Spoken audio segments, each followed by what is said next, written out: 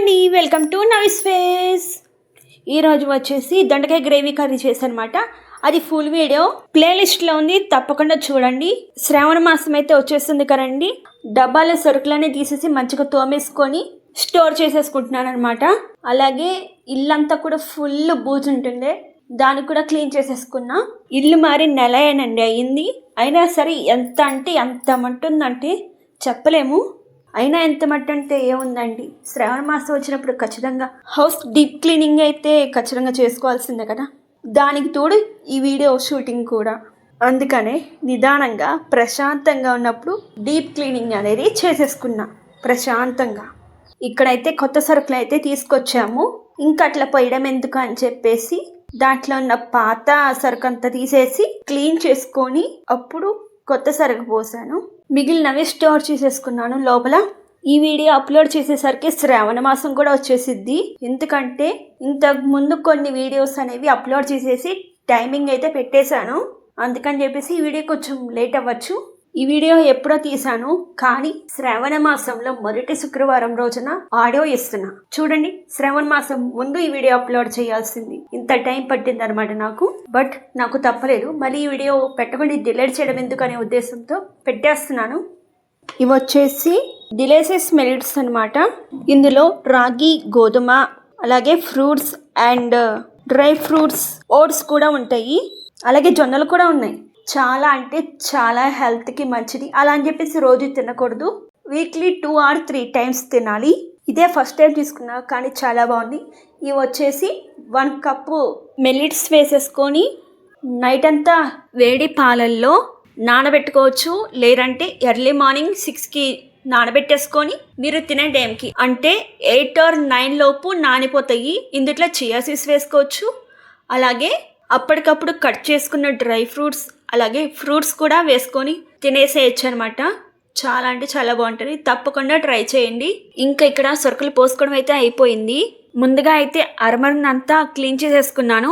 ఇప్పుడు వచ్చేసి డబ్బాలన్నీ వరుస క్రమంలో పెట్టేసుకున్నాను. పైన స్టీల్ డబ్బాలు కూడా మంచిగా తోమేసుకొని సరుకులు అనేవి స్టోర్ చేసేసుకున్నాను.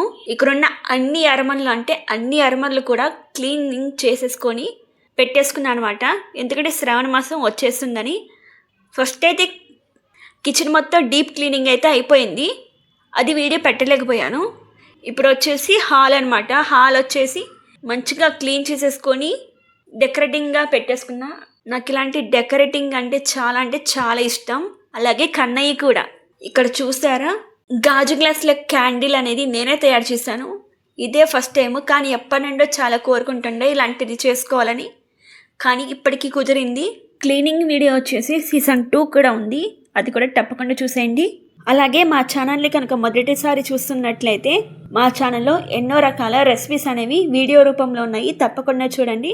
అలాగే సపోర్ట్ కూడా చేయండి. మా రెసిపీస్ నచ్చితే సబ్స్క్రైబ్ చేసుకోవడం కూడా మర్చిపోమాకండి. మా ఛానల్లో ఏ చిన్న పాట నచ్చినా లైక్ చేయండి, షేర్ చేయండి, అలాగే కామెంట్ కూడా చేయండి. అసలు ఈ లుక్ అయితే చాలా అంటే చాలా బాగుంది.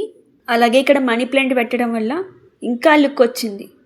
అలాగే ఈ వీడియో చూసేది ఒక యూట్యూబర్ అయి ఉంటే 8000 గంటలని సమయాన్ని ఎలా కేటాయించాలో తప్పకుండా కామెంట్లో చెప్పండి. ఎంతమంది యూట్యూబర్స్కి హెల్ప్ అవుతుంది. అదేనండి, యూట్యూబ్ అప్డేట్ ఇచ్చింది కదా, 4000 గంటలు కాకుండా 8000 గంటలకి మార్చింది కదా. నిజం చెప్పాలంటే నేను యూట్యూబ్ని ఈ మధ్యనే స్టార్ట్ చేశాను, కానీ మధ్యలో నేను ఆపేయాలని అనుకోవట్లేదు. నేను దీన్ని ఒక ఛాలెంజ్గా తీసుకున్నాను. మీరు కూడా ఛాలెంజ్గా తీసుకొని ముందుకు వెళ్తారని మనస్ఫూర్తిగా కోరుకుంటున్నాను. టీవీ ముందైతే ఇలా క్లాత్ వేసాను, మట్టి పడకుండా. అలాగే క్లాత్ వాష్ చేయడానికి కూడా సింపుల్గా ఉంటుంది. దాని మీద వచ్చేసి రిమోట్స్ కానీ సెల్ ఫోన్స్ కానీ పెడతాను.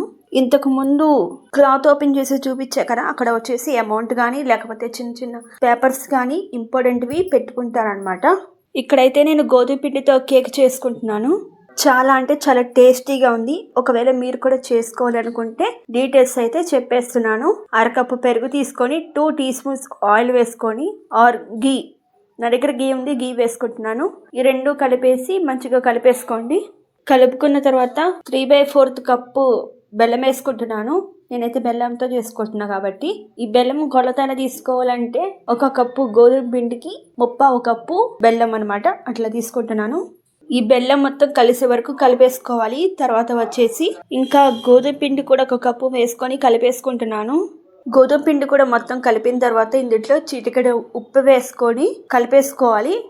తర్వాత 3/4 కప్పు గోరువెచ్చని పాలు కూడా తీసుకొని కొద్దిగా పోసుకుంటూ కలుపుకోవాలండి.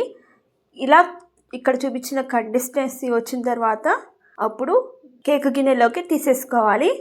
అలాగే ఇందులో మీకు నచ్చిన డ్రై ఫ్రూట్స్ కూడా వేసుకోవచ్చు. అలాగే పైన కూడా డెకరేటింగ్గా కూడా వేసుకోవచ్చు మీకు నచ్చితే డ్రై ఫ్రూట్స్ అనేవి. అంతేనండి, చాలా అంటే చాలా సింపుల్. ఒకవేళ మీరు కూడా ట్రై చేయాలనుకుంటే ట్రై చేయండి, చాలా టేస్టీగా ఉంది. ఒకవేళ మీరు ట్రై చేస్తే కామెంట్ చేయడం మాత్రం మర్చిపోమాకండి ఎలా వచ్చింది అనేది.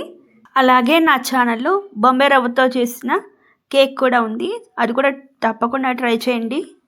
ఈ వీడియో కనుక మీకు నచ్చితే లైక్, షేర్ అండ్ సబ్స్క్రైబ్ చేసుకోండి. Thanks for watching. బాయ్.